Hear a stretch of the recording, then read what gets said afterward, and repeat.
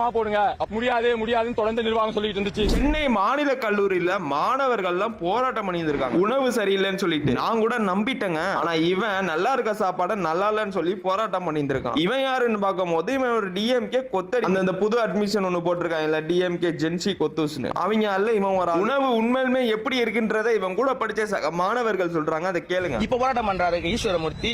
561 மாணவர்கள் வந்து கையெழுத்து போட்டு கொடுத்திருக்காங்க. சாப்பாடு நல்லா தான் இருக்குன்னு. மாணவர்கள் பிரச்சனை கிடையாது, மாணவர்கள் கோரிக்கை கிடையாது. இது வந்து அவனை சார்ந்தவங்க அவனுக்காக பண்ணிக்கிற பிரச்சனை. நாலு பேர் மூத்த மடக்கணும்.